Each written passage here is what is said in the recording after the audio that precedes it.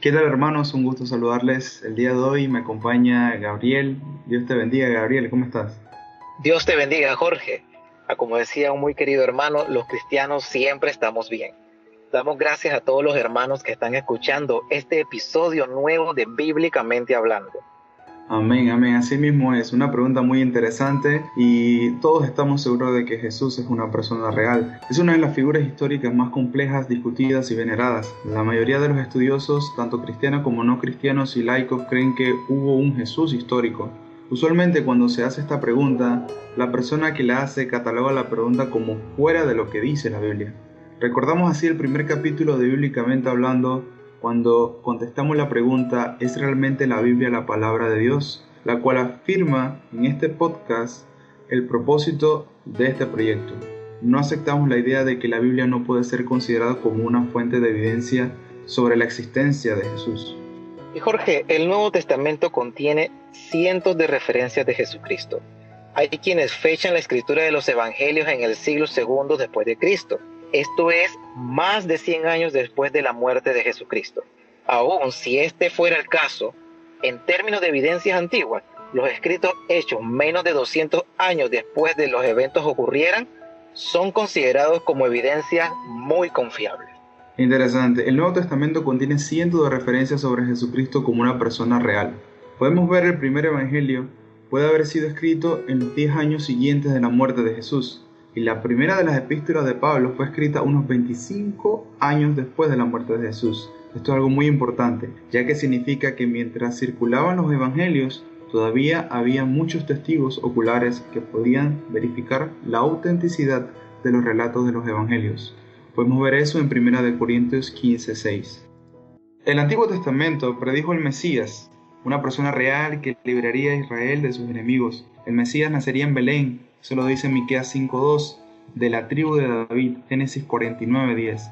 Sería un profeta parecido a Moisés, Deuteronomio 18:18, un heraldo de buenas noticias, Isaías 61:1, y un sanador de enfermedades, Isaías 35:5-6. El Mesías sería un siervo piadoso que sufrió antes de alcanzar su gloria en la cruz, Isaías 53. Jesús es la persona real de estas profecías. Jorge, creo que ambos estamos de acuerdo también en que la Biblia es la obra de literatura antigua más aceptada.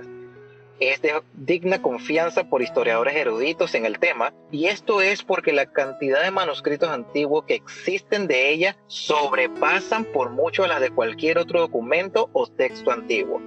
En términos de evidencia de manuscritos antiguos, esta es una prueba extraordinariamente fuerte de la existencia de un hombre llamado Jesús en Israel a principios del primer siglo. Así es. Aparte de la Biblia no podemos excluir las fuentes seculares, fuentes extrabíblicas, no cristianas y en otros documentos neotestamentarios que son prueba de la existencia de Jesús. Desde un punto de vista no bíblico, inclusive pueden llegar a ser ofensivos para la fe cristiana, pero no dejan ser una prueba de que Jesús fue parte de la historia de la humanidad. Es importante reconocer que en el año 70 después de Cristo los romanos invadieron y destruyeron Jerusalén y la mayor parte de Israel, matando a sus habitantes. Ciudades enteras fueron literalmente quemadas hasta sus cimientos. Entonces no debería sorprendernos que mucha de esta evidencia fue eliminada. Muchos testigos oculares de Jesús debieron haber muerto. Estos hechos obviamente disminuyeron la cantidad de testimonios de testigos oculares.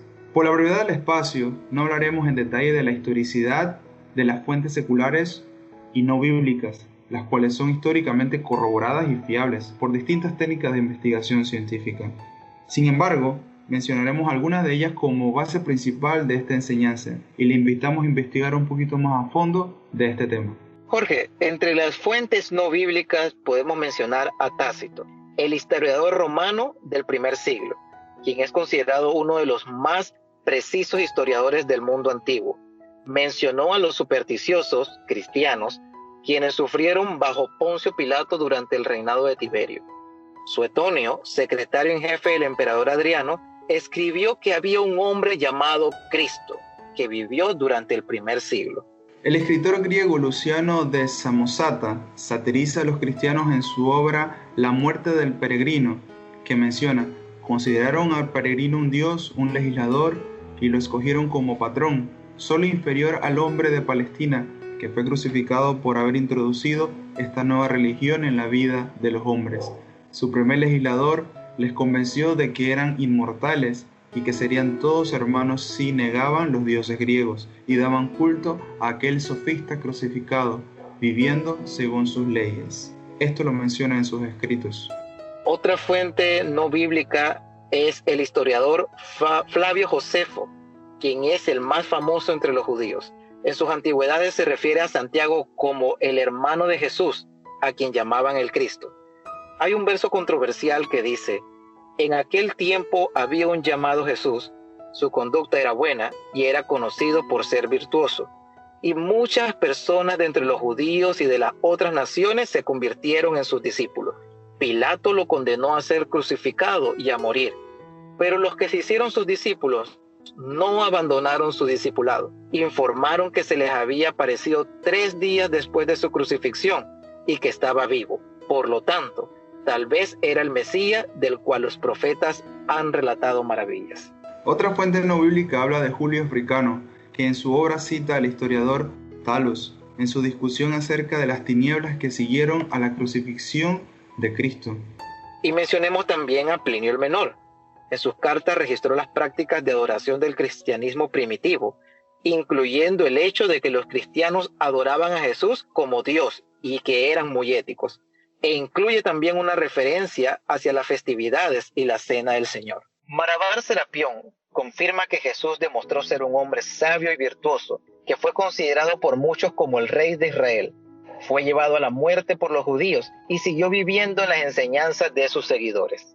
Es interesante saber que aparte de la Biblia, a Jesús se le menciona en el Corán y en los escritos del judaísmo, el gnosticismo y el hinduismo. Los primeros historiadores consideraron que Jesús era real. De hecho, podemos reconstruir el Evangelio solo a partir de las primitivas fuentes no cristianas. Ejemplo, Jesús fue llamado el Cristo.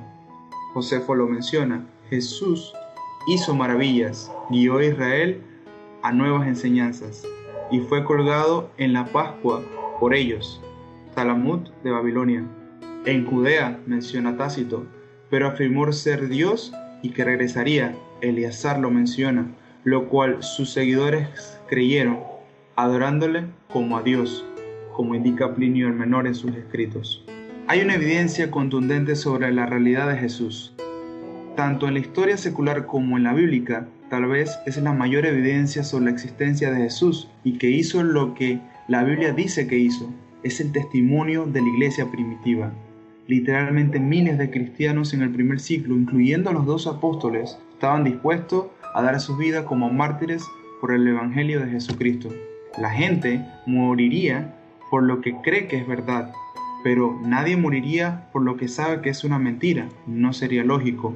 Esto es una evidencia contundente. La palabra del Evangelio y la existencia de Jesús ha sido manifestada por la soberanía y voluntad de Dios, aún a pesar de considerar el cristianismo como la doctrina más atacada para no permitir su extensión, lo que nos confirma una vez más que la Biblia es la palabra de Dios. Le invitamos a escuchar nuevamente y dar un recorrido en nuestra serie de podcast Bíblicamente Hablando, así poder comprender un poco más y seguir creciendo en un conocimiento bíblico que necesitamos para defender nuestra fe.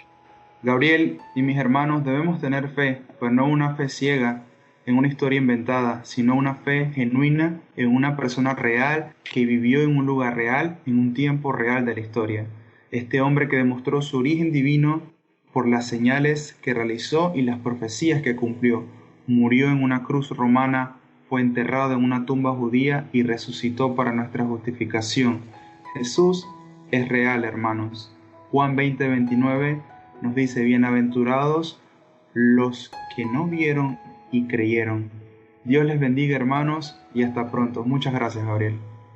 Gracias, hermanos, por su fiel sintonía. Un fuerte abrazo y que el Señor les bendiga ricamente.